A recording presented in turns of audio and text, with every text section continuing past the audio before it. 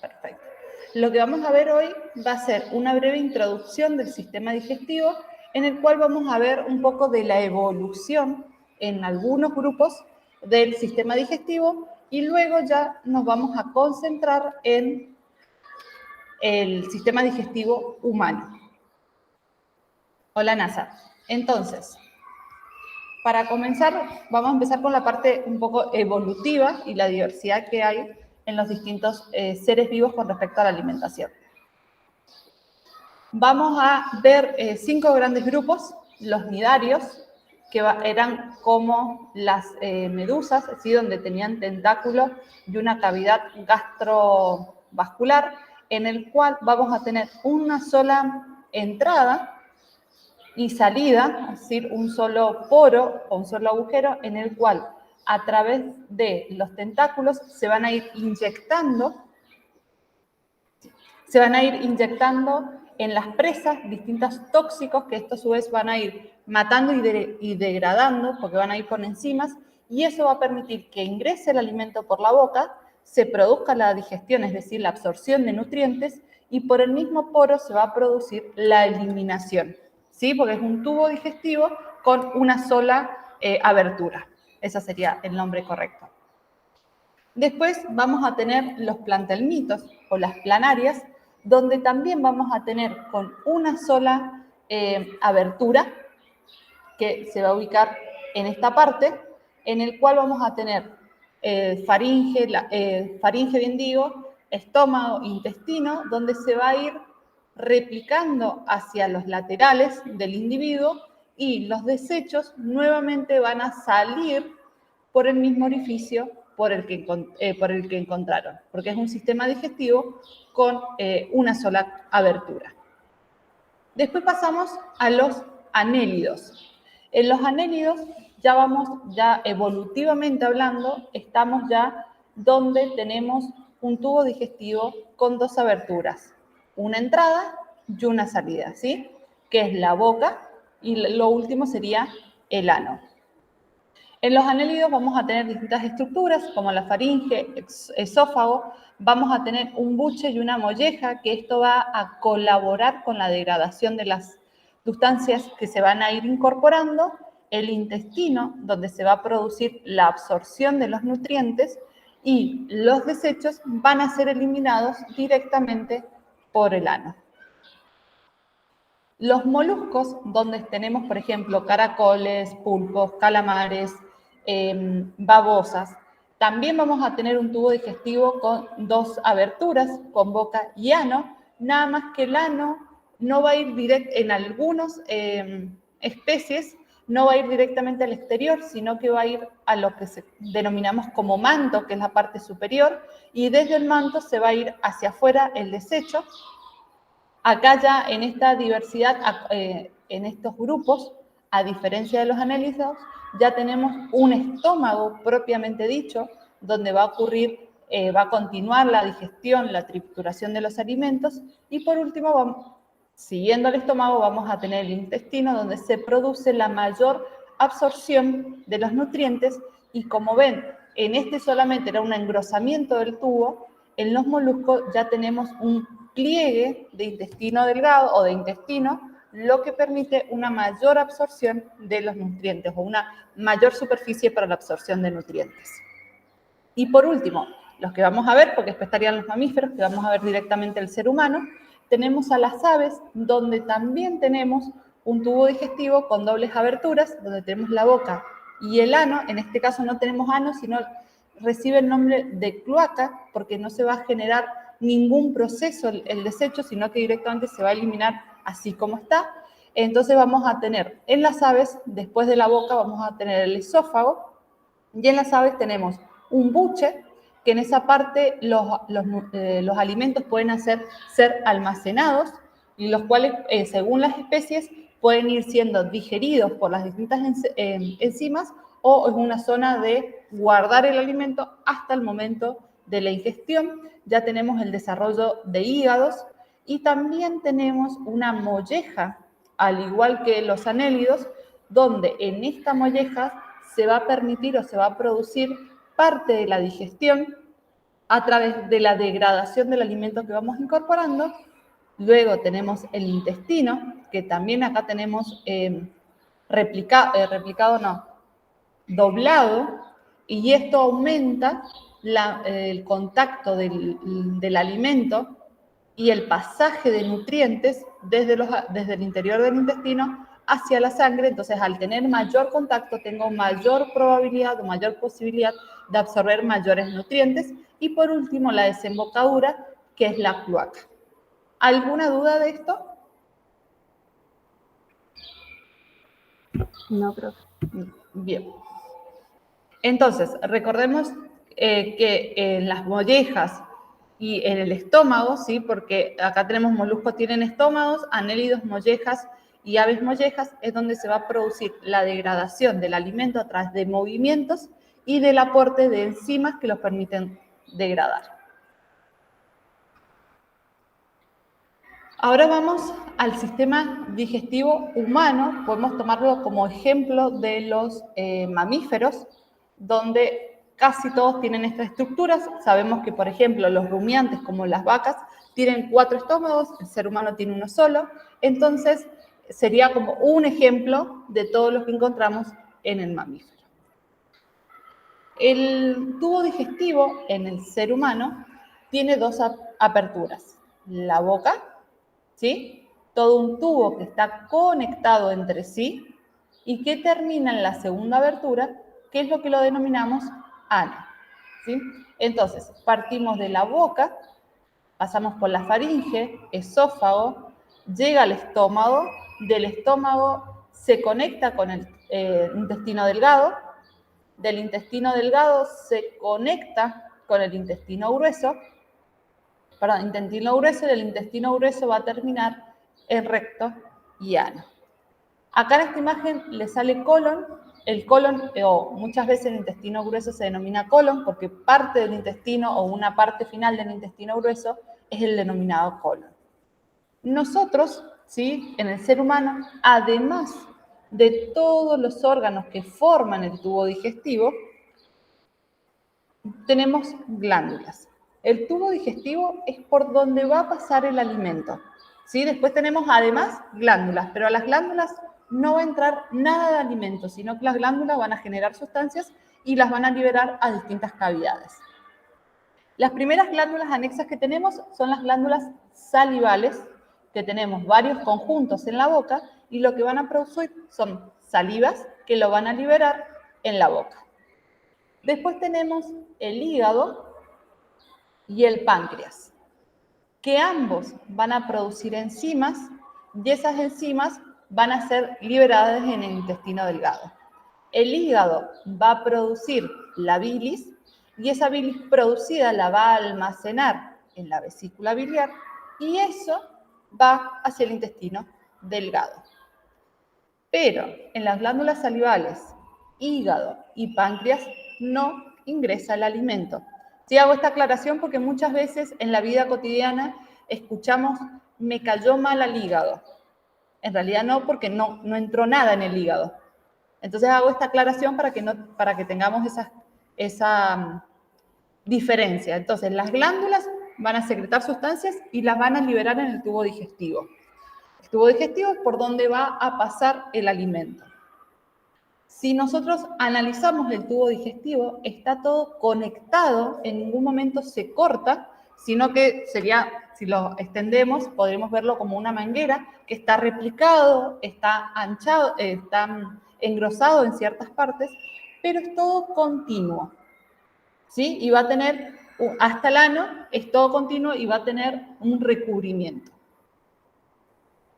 Bien, entonces, ya vimos las estructuras. Una cosa que quizás tengan ustedes en los apuntes, que sería en odontología, en sus apuntes, página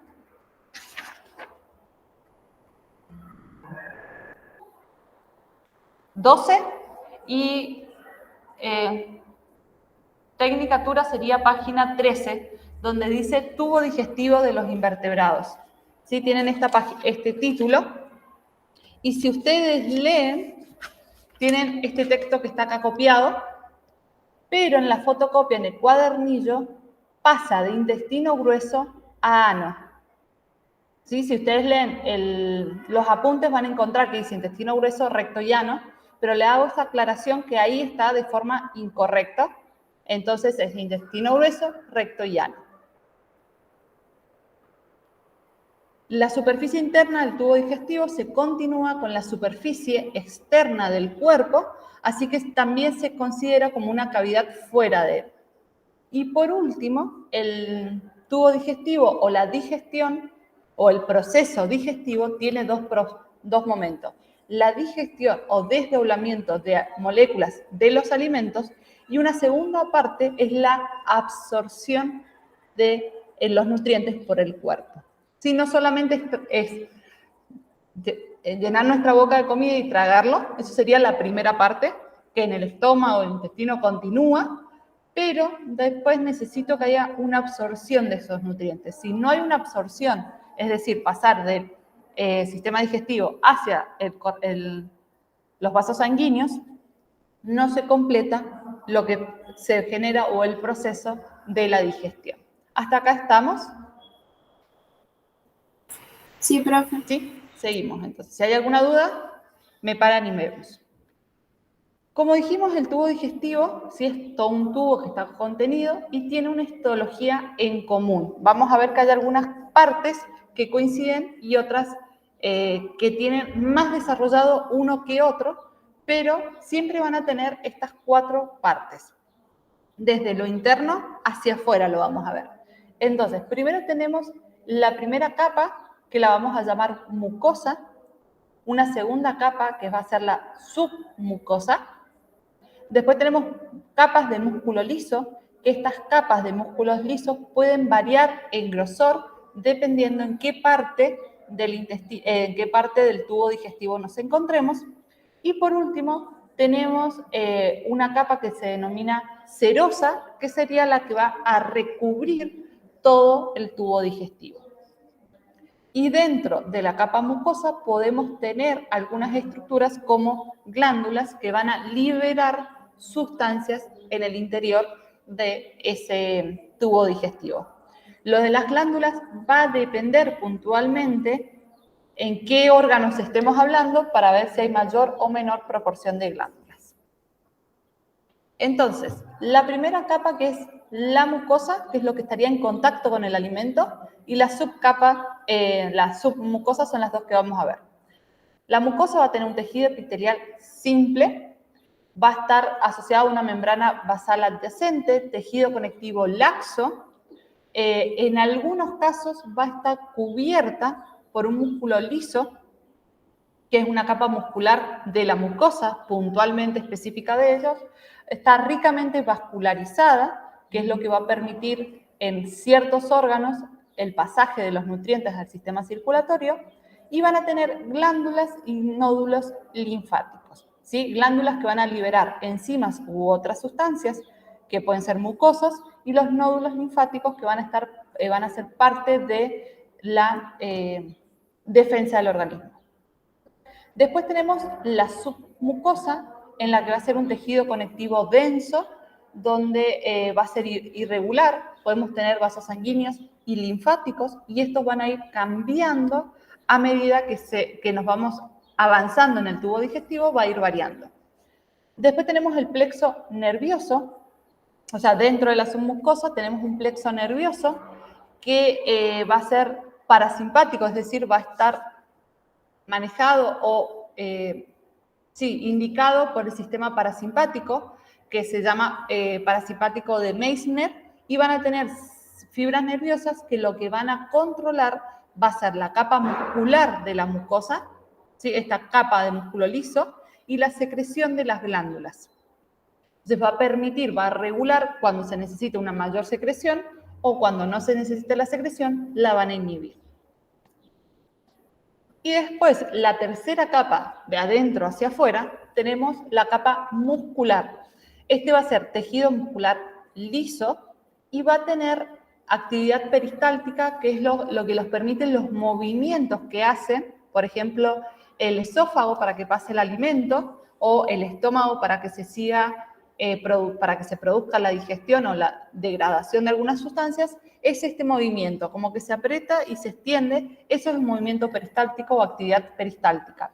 Entonces, para que se produzca ese movimiento, necesitamos que se tengan dos capas de músculo. Una capa circular, que iría como en los anillos, y una capa longitudinal externa.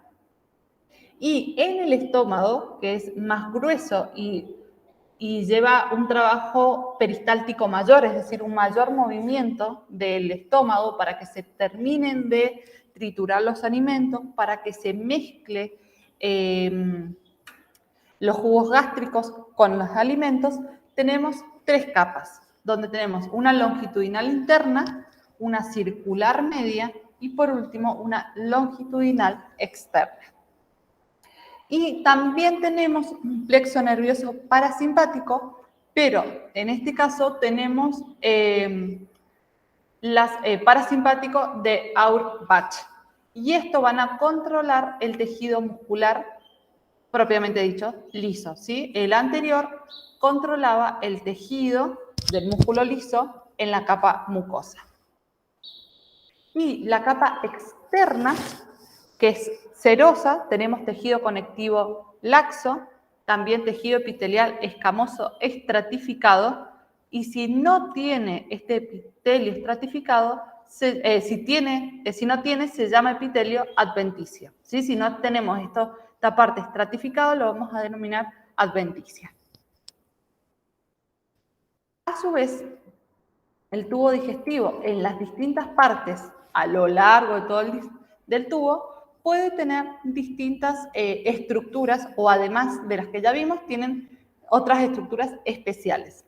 Células secretoras de moco, ¿sí? Que va a permitir o va a colaborar con la digestión y la lubricación del tubo digestivo, que permite el pasaje de los alimentos de una sección a otra sección.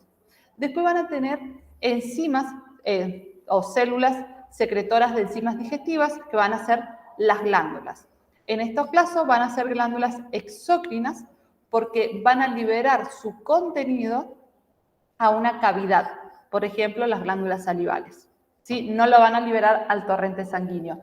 Y todo lo que liberen las glándulas van a contener enzimas digestivas, y esas enzimas digestivas van a colaborar con la digestión de los alimentos.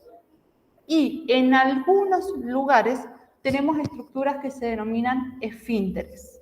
Los esfínteres vienen a ser como un anillo que se contrae porque es de músculo, y eso actúan como válvula. De esa manera impiden el retroceso del alimento. Por ejemplo, en esta imagen tenemos acá la válvula que está entre el estómago y el intestino delgado.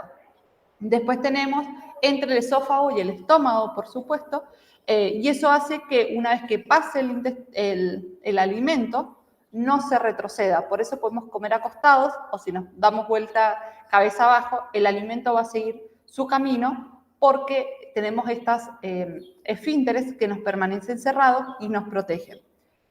En el caso en el que se nos produce el vómito, ¿sí? Ahí es cuando el esfínter del estómago-esófago se abre y permite la salida del vómito. Esto es porque sería un mecanismo de defensa, ¿sí? Porque si consumía algo tóxico, mecanismo de defensa sería más rápido eliminarlo para que no llegue al intestino y lo absorba. ¿Estamos hasta acá? ¿Quieren que volvamos a ver algo particular? Profe, ¿cómo fue lo que dijo del vómito? En el vómito, bien, nosotros vamos a tener esfínteres, que son los que nos permiten abrir y cerrar el tubo digestivo. Acá tenemos, este es el estómago, ¿sí? Esta bolsita. Y esto que llama, este tubo acá es el esófago. Entonces, en esta parte hay un anillo, hay un esfínter, que cuando pasa el alimento se cierra. Pero cuando necesitamos el vómito, ese anillo que está acá, este esfínter, se abre, y es lo que permite que lo que tengamos en el estómago salga por la boca. ¿sí? El vómito es una acción o un reflejo de defensa, porque si yo consumí algo o mi cuerpo reconoce que lo que yo consumí es tóxico, está en descomposición o lo que fuere, sí, que me va a producir un daño, la manera más rápida y más efectiva de eliminarlo es volver por el esófago y que salga por la boca. Porque si yo hago toda la digestión, primero se va a demorar más tiempo en hacerse la digestión y segundo, mientras que vaya pasando por el intestino, se va a ir absorbiendo lo que tenga ese vómito. Entonces, si tienen sustancias tóxicas, ese alimento, si ese alimento tiene sustancias tóxicas, cuando pasa al el intestino o la sangre que va a tener ahí, va a absorber la sangre tóxica, las sustancias tóxicas. Entonces es más fácil devolverlo. ¿Sí, vale? ¿Era eso? Sí, profe, ahora sí, gracias. Bien, de nada. ¿Algo más? Bien. Entonces, estas 4 capas, la mucosa, submucosa, muscular y serosa, van a estar en todo el tubo digestivo, es decir, en todos los órganos que forman parte del tubo digestivo. Algunas estarán más desarrolladas que otras, pero siempre van a estar. Al igual que las células calciformes, las glándulas y los esfínteres van a estar en ciertas estructuras y en ciertos órganos y en otros órganos no van a estar o van a estar presentes, pero en distintas proporciones. Ahora sí, empezamos con el aparato digestivo. Aparato digestivo, empezamos por la boca. ¿Sí? Es lo primero o el primer paso, el primer órgano en el cual intervienen en la digestión.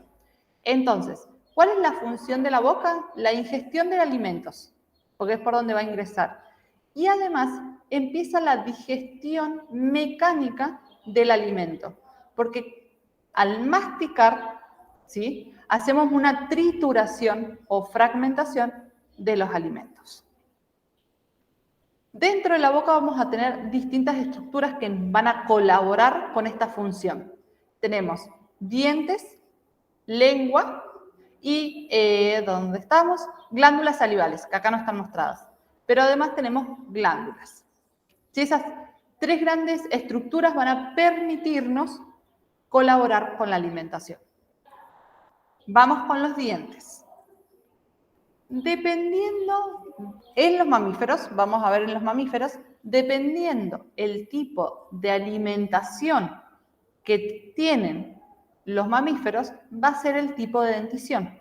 Es decir, cada conjunto de seres vivos ha ido modelando sus dientes, su dentadura, dependiendo de lo que consumen. Por ejemplo, los roedores, ¿sí?, que en algunos casos son carnívoros, van a desarrollar, ¿sí?, los incisivos, porque esto le va a permitir degradar o rasgar algunas estructuras, tanto de carnívoros como si fueran herbívoros.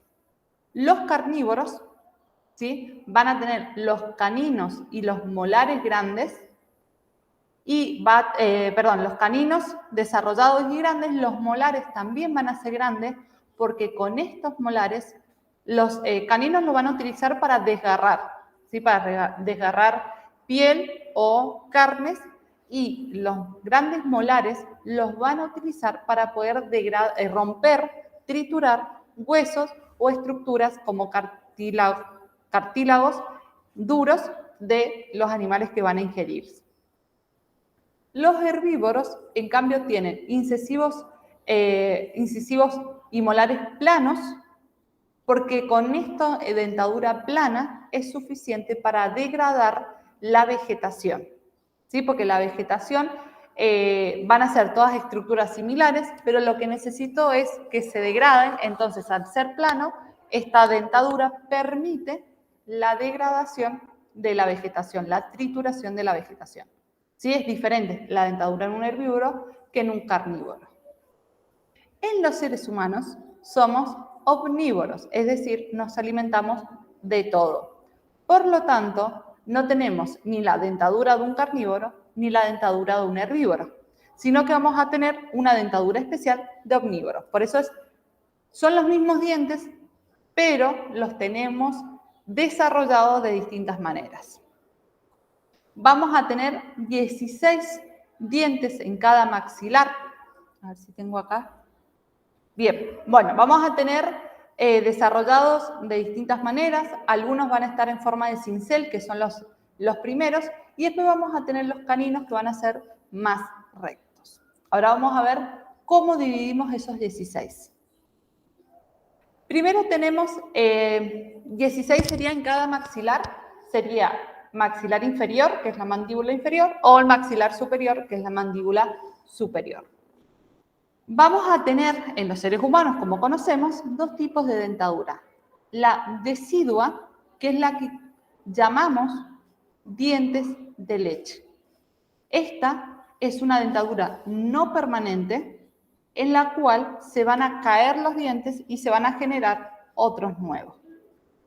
Se comienza a brotar a los 6 años y puede durar el crecimiento de algunas de estas dentaduras hasta los 20 años.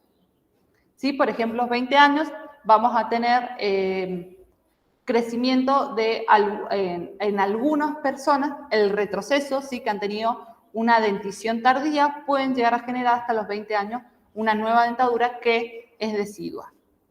Y después tenemos la dentadura permanente, ¿sí? Que va a ser o permanente o secundaria, y en la mayoría van a reemplazar a los dientes de leche, pero en algunos casos hay algunos dientes que no reemplazan a nadie, sino que al aumentar el tamaño del maxilar hay más espacio para ocupar y por lo tanto se generan nuevos dientes o aparecen por primera vez nuevos dientes. Entonces, el primer y el segundo premolar sustituyen a los molares deciduos y los primeros premolares, que ahora los vamos a ver, aparecen en los 6 años aproximadamente y los segundos premolares van a ser a los 12 años y los terceros ya van a ser las muelas de juicios que en algunos casos van a aparecer o no. Entonces, vamos a tener los incisivos, que van a ser los 4 primeros.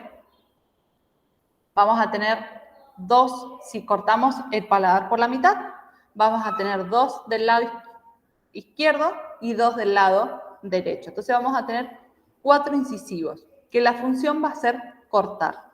Después vamos a tener 2 caninos, que son los que nosotros llamamos generalmente colmillos, que van a ser para morder y despedazar. ¿Sí? Que sería este de acá y este de acá. Después tenemos 2 premolares, que la función va a ser triturar, por lo tanto vamos a tener 2 premolares del lado izquierdo y 2 premolares del lado derecho. Y por último vamos a tener los molares. Estos 3 molares y estos 3 molares, uno de cada lado. Y el último, ¿sí?, corresponde a las muelas de juicio. Entonces, esta va a ser la parte superior, que acá tenemos el paladar, y los mismos que tenemos en la parte superior se replican en la parte inferior. Por eso, en un maxilar tenemos 16 dientes, y en el otro maxilar superior, 16 dientes, maxilar inferior, 16 dientes, siempre hablando del adulto de la especie. ¿Se entendió la distribución de los dientes? ¿O lo expliqué bien? ¿Se ubican? Sí, profe. ¿Sí? Bien. Bueno, después pueden ir pensando y analizando su dentadura. A su vez, los dientes van a estar irrigados, ¿sí? No es que es un tejido muerto, sino que va a estar irrigado y son irrigados constantemente con oxígeno y con nutrientes. Vamos a tener de afuera hacia adentro un esmalte, después tenemos la dentina, la pulpa, que es donde va a estar irrigado, eso sería la parte del diente, y en la pulpa vamos a encontrar el sistema nervioso y suministro sanguíneo, es decir, vasos sanguíneos. Por eso podemos sentir, por ejemplo, cuando vamos al odontólogo y nos liman un poquito de más, sentimos un dolor porque tenemos conexiones nerviosas. Y también las personas que tienen sensibilidad sienten un escalofrío o algo cuando toman algo frío o algo caliente, porque también tenemos conexiones nerviosas. Si no tuviéramos nervios en los dientes, no sentiríamos dolor o alguna sensación cuando nos tocan de más o nos raspan de más. La raíz, ¿sí?, va a recibir el nombre de raíz a toda la parte del diente que está sumergido en la... ay, se me fue el nombre. En las encías. Palabras tan simples que se me van. Entonces, todo lo que está incrustado en la encía se denomina raíz del diente.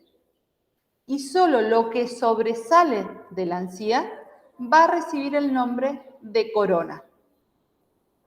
Sería igual que un árbol. Todo lo que está por abajo de la tierra le llamamos raíz. Con los dientes pasa lo mismo. Lo que está oculto es raíz, lo que sobresale, corona. Acá tenemos las dentaduras. Esto es, bien, la izquierda-derecha, solamente la visión izquierda, la parte de arriba es la superior y la parte de abajo es la inferior. Entonces acá tenemos los 2 incisivos, los 4 incisivos, los 2 caninos, los 4 premolares y los 6 molares. Es decir, como si yo cortara mi cabeza por acá y veo solamente esta parte, porque es la izquierda, solamente estos dientes. ¿Se entiende la imagen? Sí, profe. ¿Sí? ¿Dudas? Por mí no. Entonces, recordemos, 32 dientes totales en el adulto, 16 en cada maxilar o 16 en cada hemisferio de nuestro cuerpo. Es importante, o ustedes se tienen que saber cuántos dientes hay de cada uno. Cuántos incisivos, cuántos caninos, cuántos premolares y cuántos molares. Los molares son también los que denominamos muelas, pero el nombre correcto son molares, o el nombre científico adecuado es molares, igual que los caninos. Nosotros en la vida cotidiana a veces les decimos colmillos, pero son caninos, ¿sí? Para que se ubiquen quizás conociendo su propio paladar, ahí se van a ubicar un poquito más. La siguiente estructura que mencionamos de la boca era la lengua. La lengua tiene una función primordial porque nos permite mover y manipular los alimentos. También nos permite sentir el gusto de los alimentos, y ese sentir el gusto de los alimentos también lo podemos considerar como algo de supervivencia. Porque si yo siento algo muy ácido, generalmente asociamos a lo ácido como algo que está malo, entonces directamente no lo trago, sino que lo elimino de la boca para que no infectarme, excepto que sea, no sé, limón puro y que sepa que sea ácido, pero evolutivamente reconocemos lo ácido como algo malo. Y eso es gracias, o esos sabores, es gracias a las papilas sensitivas que tenemos en la lengua. Y esas papilas sensitivas están asociadas a una neurona sensorial y puede reconocer. Por eso es un órgano más. Y la lengua tiene distintas zonas que es especialista para la detección de esos sabores. Entonces, en la punta de la lengua vamos a detectar lo dulce, acá en los laterales lo agrio, lo salado un poco más arriba y parte de la punta de la lengua, y lo amargo en la parte posterior de la lengua. Ahí es donde mayor concentración de papilas gustativas tenemos, ¿sí?, en estos puntos, y cada una está especializada, o cada conjunto de papilas gustativas está especializado. Entonces, además del saber sabor, o permitirnos detectar los distintos sabores, mover y manipular el alimento, ¿para qué me sirve? Me sirve para poder tragar. Si yo no tuviera lengua, ya vamos a ver cuál es el proceso de tragar, costaría mucho el proceso de tragar, ¿sí? O sería imposible tragar. Por eso también es muy importante la lengua, y en la especie humana la utilizamos para articular sonidos, ¿sí? Para poder hablar, para generar fonéticamente las palabras, ¿sí? Entonces, desde el punto de vista digestivo, mover, manipular alimentos, y las papilas gustativas. Desde el punto de vista integral del organismo, también nos permite articular sonidos. ¿Sí? Sería como una función extra o por fuera del sistema digestivo. Y las glándulas salivales, ¿sí? Que mencionamos como una de las partes del sistema digestivo, pero que no es parte del tubo digestivo, sino que son glándulas anexas, es decir, algo que está anexado a los tubos. Las glándulas salivales, sabemos que las poseemos en las bocas, van a secretar saliva, donde la saliva tiene distintas enzimas que van a permitir el primer degradación o la primera degradación de los alimentos en conjunto con la masticación. Tenemos distintos grupos de glándulas salivales o están ubicados en distintas zonas. Tenemos primero esta parte posterior, ¿sí? Próxima a los oídos, que son las glándulas parótidas. Todo esto son glándulas salivales que se denominan parótidas. Hola, permiso. Sí. ¿Puedo pasar? En un rato tengo clase de consulta. Sí. Bien, entonces, después tenemos las glándulas submandibulares, que van a ser estas que las encontramos acá en la parte inferior. Y por último, las glándulas sublinguales, que van a estar por debajo de la lengua. ¿Sí? ¿Hasta acá estamos?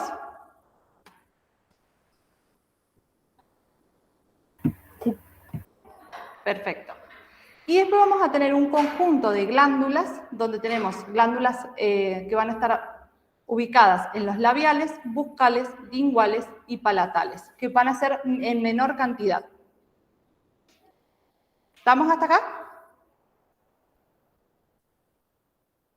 Sí, profe. Bien, perfecto. Me esperan un segundo y ya continúo.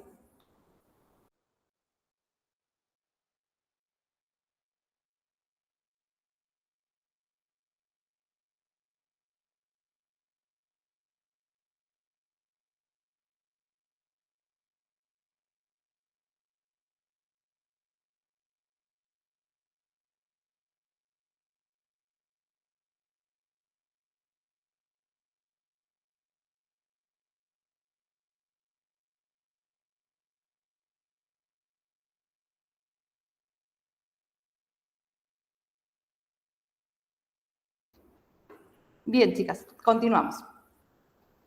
Entonces, glándulas salivales van a producir la saliva, y la saliva va a tener una función de secretar enzimas.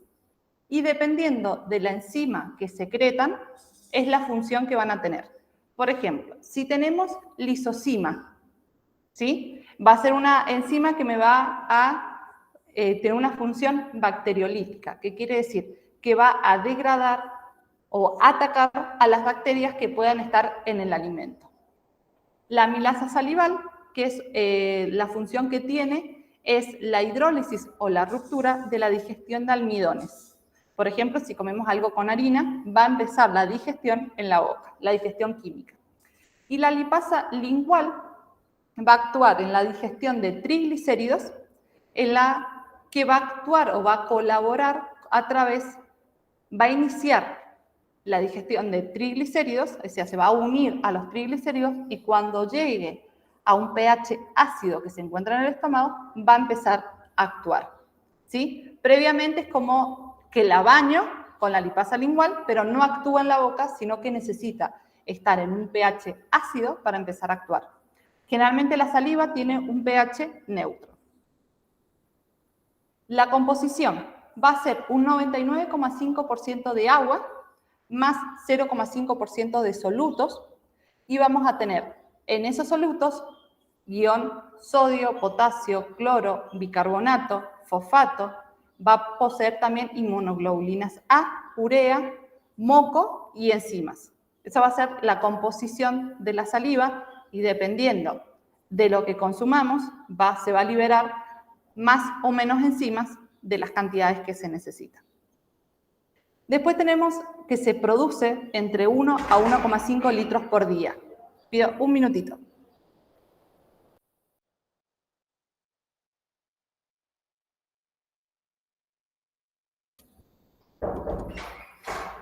Bien. Y después tenemos un control del sistema nervioso autónomo, que es lo que va a permitir que si es el parasimpático lo va a potenciar y si es el simpático lo va a inhibir, es decir, va a bloquear la producción de saliva porque el simpático era para la huida o la lucha, entonces vamos a disminuir la proporción de la digestión porque voy a preparar el cuerpo para atacarlo, para atacar o huir en la situación. En cambio, en el parasimpático, que era para parar, controlar el cuerpo, en ese caso se producía un exceso de saliva porque va a colaborar con la digestión. ¿Hasta acá estamos? Yo me perdí, profe, en lo del control. ¿Sí? Bien. ¿Me lo puede repetir? Marti, perdón, no sé si dijiste sí o dijiste algo más. No, le decía que yo me perdí en lo del control, en lo del parasimpático y eso. No lo entendí bien. Se me corta todo, Marti. No sé si podés escribir o soy yo a la que se le corta.